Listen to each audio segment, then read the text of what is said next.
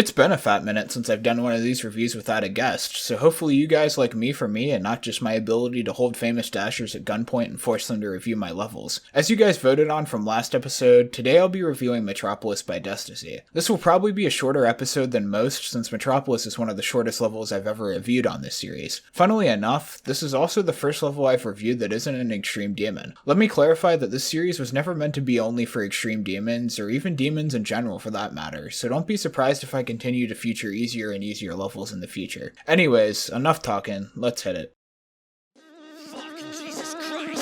Put your mind to it and do it, the fluid's doing better, stir before it's ruined, gonna sit. Ain't no more leaves in the trees, hood is rape, but I'm baby, cause I got it imported where they make it at. I hear the bacon's flat, you know we taking that back home.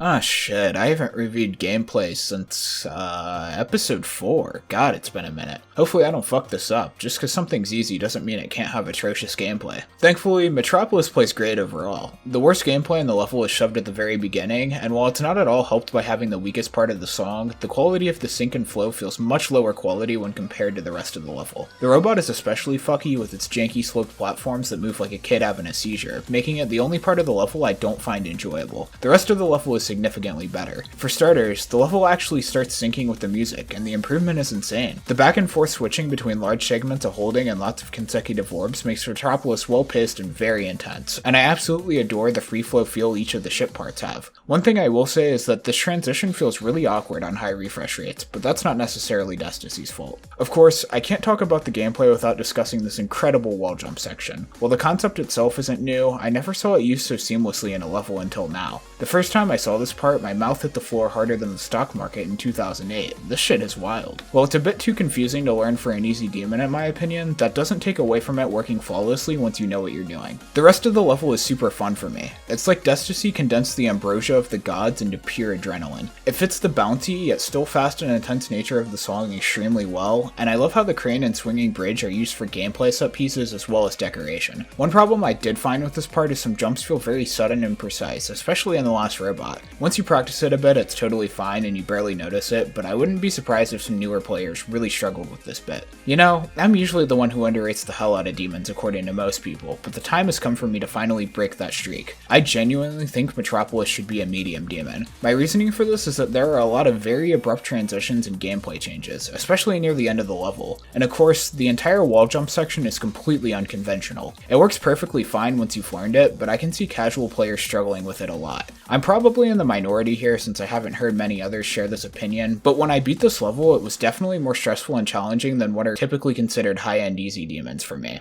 That, coupled with the first 20% being boring and janky, leaves my overall gameplay score at an 8.5 out of 10. This is an extremely fun level overall, but there were a couple noticeable balancing issues that dragged it down slightly for me.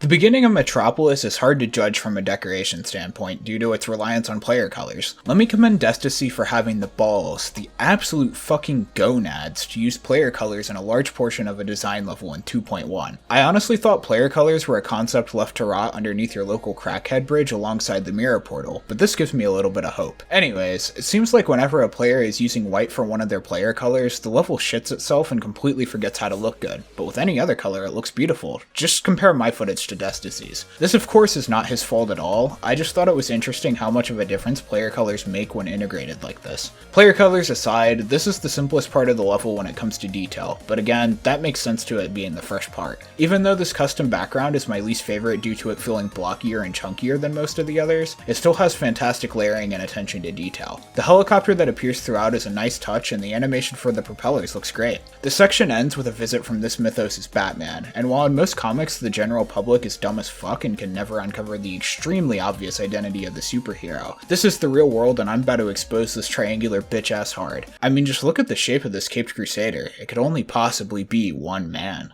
This next section is genuinely hard to find a lot of things to say about. I mean, just look at it. Everything here is fucking amazing. I guess I'll just fangirl over everything this part does perfectly for the next minute or so. Starting with the movements, they're glossy smooth and feel like pieces of a machine moving into place, really helping to carry the futuristic feel of the level. The decoration, whether it be in the ground, on the blocks, or in the air, is absolutely gorgeous. While it doesn't feel very city-like compared to the rest of the level, the futuristic techie vibes are still prominent enough to the point where it doesn't really matter. And oh my god, the colors are perfection. I could consume copious amounts of mushrooms and lick the balls of a toad for days and still not see colors that compare to this. I guess if I had to find one thing to pick on, it would be the pulses. Their intensity is extremely inconsistent, being more in your face than a desperate Jehovah's Witness 1 second, to vanishing off the face of the earth despite very obvious music beats right after. I'm also a little confused by the custom background. It looks amazing, but I don't see what pyramids have to do with a futuristic cyberpunk setting, unless there's some conspiracy bullshit I'm Oh. Wait a second. Pyramids. Oh my god, it's all starting to make sense now. Oh god, oh fuck.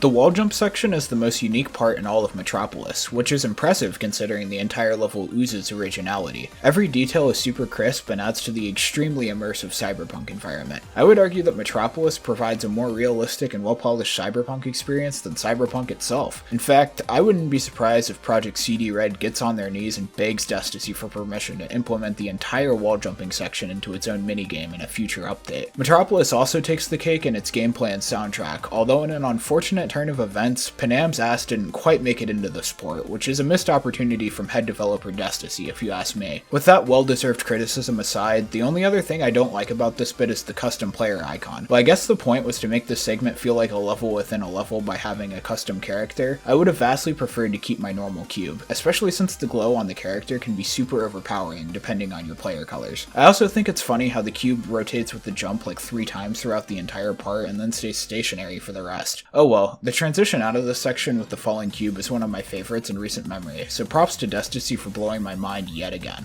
The last part is my favorite in all of Metropolis, which is really saying something since there's clearly some strong competition. I think what really does it for me is the vibrant energy throughout the entire section. While the entire level has bright and intense colors, the way everything pulses in this part makes it feel warm and alive. I really like the constant switching between warm and cold colors, and I wish more levels would do this in a consistent manner. Another crazy feature in this part are the bits where you go inside a building and only the silhouette of your icon can be seen. It's such a simple effect, but helps carry the atmosphere of the part big time. As with every other part in this level, the custom background is extremely well layered and has tons of cool designs that catch your eye every time you play the level. If I can still find unique details on almost every rewatch of a level, then it's definitely doing something right. The consistency of the 3D between the foreground and background is another detail that just makes me want to bust a load all over the screen every time I see it. This level is so damn good. And with that, ladies and gentlemen, I'm gonna go ahead and give Metropolis a 10 out of 10 for its design. I mean, come on, did you expect anything else? This is a level revered by the entire community, and for good reason. It's one of the few levels I would consider visually perfect. Combining that with its earlier gameplay score of 8.5, Metropolis comes out with an extremely respectable 9.25 out of 10, the current highest score on any level of this series. This is not only one of my favorite levels of all time, but probably one of yours as well. Anyways, thanks for watching as always. Do that thing where you like and comment and subscribe so YouTube will push this out to as many people as possible, and then, you know, I make more videos, the natural cycle of life, everything continues. Next episode will mark double digits for the series, and will be,